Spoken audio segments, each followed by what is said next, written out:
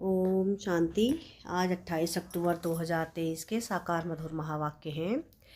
मीठे बच्चे, बेहद सर्विस के लिए तुम्हारी बुद्धि चलनी चाहिए। ऐसी बड़ी घड़ी बनाओ जिसके कांटों में रेडियम हो, जो दूर से ही चमकता रहे। प्रश्न है आज की मुरली का कि सर्विस की वृद्धि के लिए कौन सी युक्ति रचनी चाहिए। क्या प्रश्न है आज का कि सर्विस की वृद्धि के लिए कौन सी युक्ति रचनी चाहिए। उत्तर है इसका कि जो महारथी होशियार बच्चे हैं उनको अपने पास बुलाना चाहिए। महारथी बच्चे चक्कर लगाते रहे तो सर्विस वृद्धि को पाती रहेगी। इसमें ऐसे नहीं समझना चाहिए कि हमारा मान कम हो जाएगा। बच्चों को कभी भी देह अभिमान में नहीं आना चाहिए। महारथियों का बहुत बहुत रिगार्ड रखना चाहिए।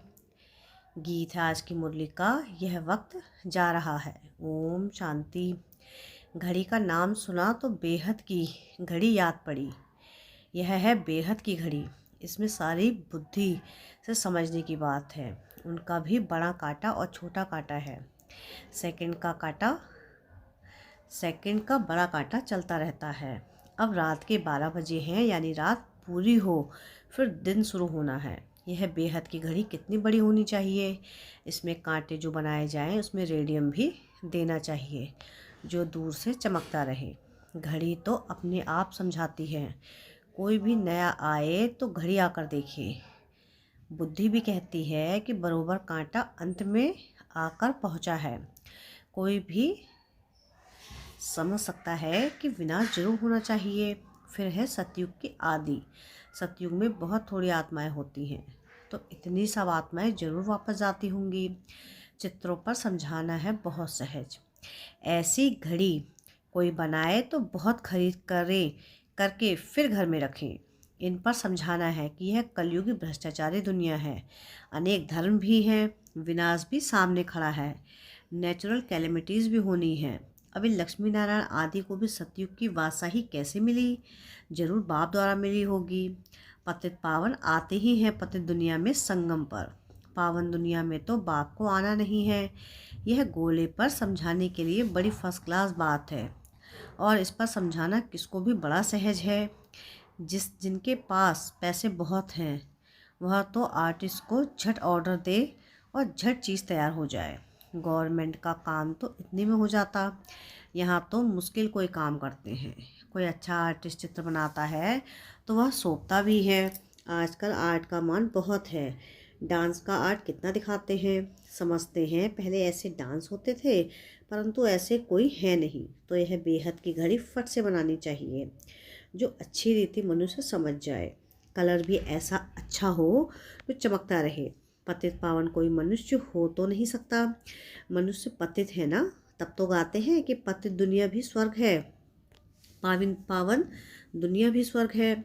मनुष्य तो नहीं समझते हैं कि श्री कृष्ण ही श्याम है, फिर सुंदर बनता है, इसलिए नाम पड़ा है श्याम सुंदर।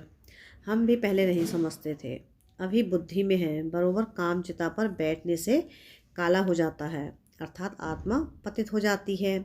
यह भी स्पष्ट करके लिखना है। वर्षा देते हैं परमपिता परमात्मा और श्राप देते हैं रावण।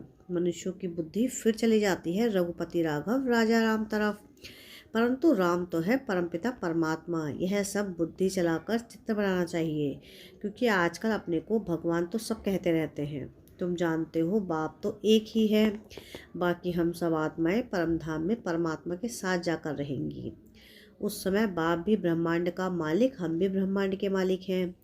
फिर बाप कहते हैं तुम बच्चों को मैं विश्व का मालिक बनाता हूँ, और भल कोई कितना भी बड़ा राजा हो ऐसे नहीं कहेंगे कि हम विश्व के मालिक हैं। बाप तो विश्व का मालिक बना रहे हैं, तो ऐसे माता पिता पर कितना कुर्बान जाना चाहिए।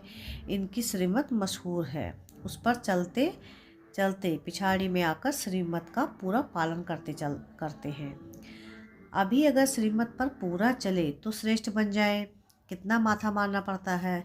जब तक यज्ञ है तब तक पुरुषार्थ चलता रहेगा। यह है रुद्र ज्ञान यज्ञ। वह भी रुद्र यज्ञ करते हैं शांति के लिए। उससे तो शांति हो ना सके। बाप तो एक ही यज्ञ है, बाप का तो एक ही यज्ञ है जिसमें सारी सामग्री स्वाहा हो जाती है और सेकंड में जीवन मुक्ति मिलती रहती है। वह कितने यज्ञ रचते हैं, फायदा कोई नहीं। तुम बच्चे हो नॉन वॉइसलेंस, पवित्रता बिगर कोई स्वर्ग में जा ना सके। यह है पिछाड़ी का समय, पतित दुनिया, भ्रष्टाचारी रावण की दुनिया। 100% अपवित्रता, अशांति, दुखी, रोगी, यह सब लिखना पड़े। और फिर स्वर्ग में है श्रेष्ठाचारी, 100% पवित्रता, सुख शांति और निरोगी। वह है रावण का श्राप, यह है शिव बाबा का वर्षा। पूरी लिखत होनी चाहिए। भारत फलाने समय में से फलाने समय तक श्रेष्ठाचारी था, फिर फलाने समय से भ्रष्टाचारी बना है। लिखित ऐसी हो जो देखने में समझ जाए, समझाने से भी बुद्धि में नशा चढ़ेगा। इस धंधे में ही रहने से फिर प्रैक्टिस हो जाएगी। वह सर्विस 8 घंटे करते हैं तो यह भी 8 घंटे करनी चाहिए। सेंटर पर बच्चियां जो हैं उनमें भी नंबरवार हैं। कोई को तो सर्विस का बहुत शौक है, जहाँ तहाँ भागते रहते हैं। कोई तो एक ही जगह पर आराम से बैठ जाते हैं, उनको ऑलराउंडर नहीं कहेंगे।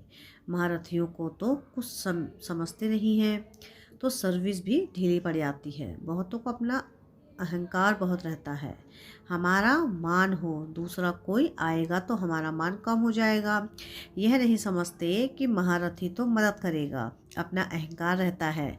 ऐसे भी बुद्धू हैं। बाप कहते हैं सच्चे दिल पर ही साहेब राजी होता है। बाप के पास समाचार तो आते रहते हैं ना। बाप हर एक की रग को समझते हैं। यह बाबा भी अनुभवी है, तो यह गोले की समझानी बहुत अच्छी है। यह समझाने तुम्हारी निकलेगी तो तुम्हारी सर्विस बहुत अच्छी विहंग मार्ग की हो जाएगी। अभी तो चीटी मार्ग की सर्विस है, अपने ही देह अभिमान में रहते हैं, इसलिए बुद्धि चलती नहीं। अभी यह है विहंग मार्ग की सर्विस। सर्विस केवल बच्चों का माथा चलता रहेगा। क्या क्या बनाना चाहिए चित्रों पर समझाना बहुत सहज है। अभी कलयुग है, सतयुग स्थापन होता है। बाप ही सबको वापस ले जाएंगे। वहाँ है सुख, यहाँ है दुख, सब पतित हैं। पतित मनुष्य कोई को भी मुक्ति, जीवन मुक्ति दे नहीं सकते हैं। यह सब है भक्ति मार्ग की कारोबार सिखलाने वाले। गुरु सब है भक्ति मार्ग के, ज्ञान मार्ग का गुरु कोई है नहीं। यहाँ तो कितनी मेहनत करनी पड़ती। भारत को स्वर्ग बनाने में जादूगरी का खेल है ना, इसलिए उनको जादूगर भी कहते हैं।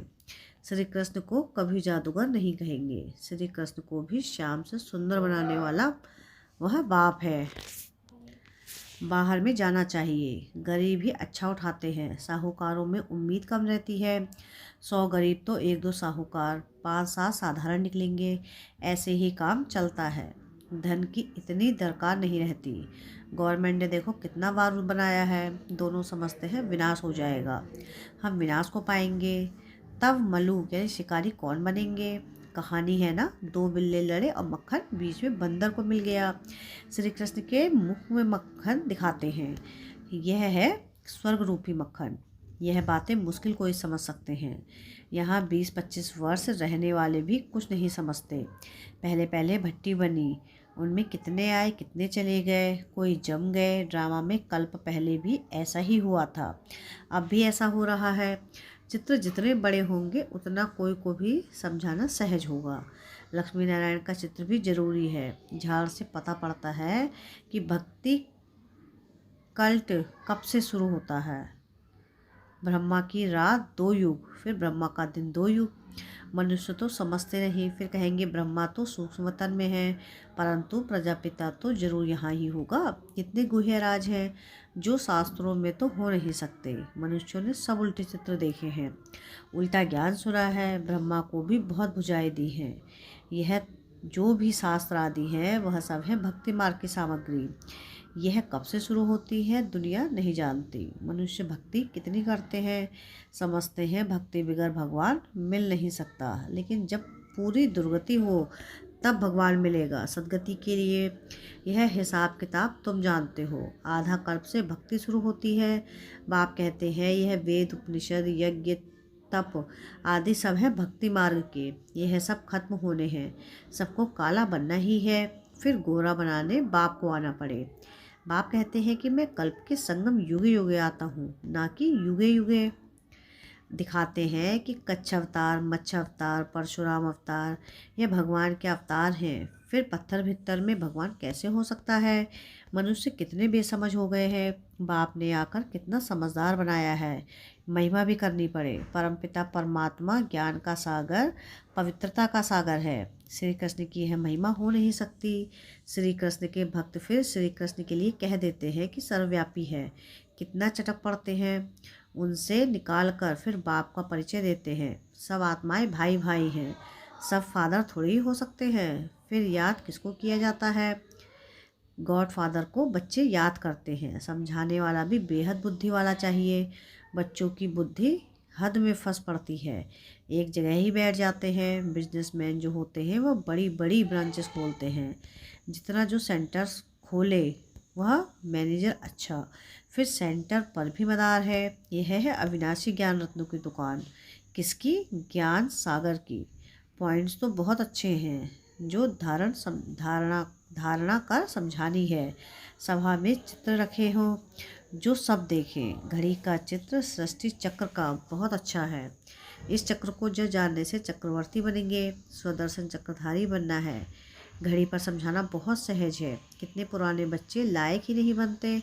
अपने को मियाँ मिठू समझ बैठे फालतू खुश होते। सर्विस नहीं करेंगे तो कौन समझेंगे कि यह दानी है। दान भी असरफियों का करना चाहिए या पाई पैसे का। यह चित्र धंधों के आगे आईना है। आईने में अपना मुख देखेंगे। पहले बंदर की शक्ल थी, अभी मंदिर की शक्ल बन रही है। मंदिर में रहने लायक बनने का पुरुषार्थ करना है। यह है पतित दुनिया, वह है पावन दुनिया जो शिव बाबा स्थापन कर रहे हैं। जो श्रीमत पर नहीं चलते उनकी बुद्धि में कभी धारणा हो नहीं सकती। बाप कहते हैं प्रतिदिन तुमको गुहे बताता हूँ तो जरूर ज्ञान की वृद्धि होती जाएगी। कोई कोई प्रश्न उठाते हैं कि 8 बात सही कैसे चलेगी। इस हिसाब से इतनी बात सही होनी चाहिए। बाप कहते हैं तुम लोग इन बातों में क्यों पढ़ते हो? पहले बाप और उनके वर्षों को तो याद करो। वहाँ की जो रस्म रिवाज होगी वह चलेगी। बच्चे जिस प्रकार से पैदा होते होंगे उस रीति से होंगे। तुम क्यों इसमें जाते हो? बेकार की बात मुख पर क्यों लाते हो? यह चित्र किसको सौगात में देना है? बहुत अच्छा है। यह गॉड फादरली गिफ्ट है। ऐसी गॉड फादरली गिफ्ट कौन नहीं ले जाएंगे। क्रिश्चियन लोग और किसका लिटरेचर आदि नहीं लेते। उनको अपने धर्म का नशा रहता है। बाप तो कहते हैं कि देवता धर्म सबसे ऊंच है। वह समझते हैं कि हमको इन क्रिश्चियन से बहुत पैसे मिलते हैं, परंतु यह तो ज्ञान की बातें हैं। जो ज्ञान उठाते हैं वही बाप से वर्षा पाते हैं। अच्छा, मीठे मीठे से खिलते बच्चों प्रति माता पिता बाप दादा का याद प्यार और गुड मॉर्निंग। रूहानी बाप की रूहानी बच्चों को नमस्ते। हम रूहानी बच्चों की रूहानी बाप दादा को याद प्यार गुड मॉर्निंग और नमस्ते। शुक्रिया प्यारे बाबा, शुक्रिया। धारणा के लिए मुख्य सार है। सार की पहली पॉइंट है कि विश्व का मालिक बनाने वाले माता पिता पर दिल से कुर्बान जाना है।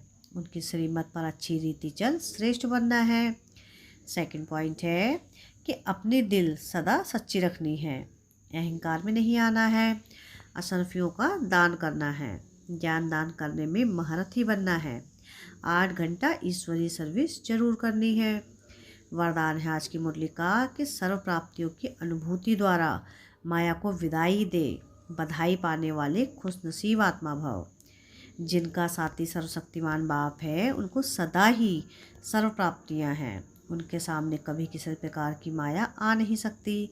जो प्राप्तियों की अनुभूति में रह माया को विदाई देते हैं उन्हें बाप दादा द्वारा हर कदम में बधाई मिलती है। तो सदा इस स्मृति में रहो कि स्वयं भगवान हम आत्माओं को बधाई देते हैं। जो सोचो नहीं वह पा लिया। बाप को पाया सब कुछ पाया। ऐसी खुशनसीब आत्मा हो।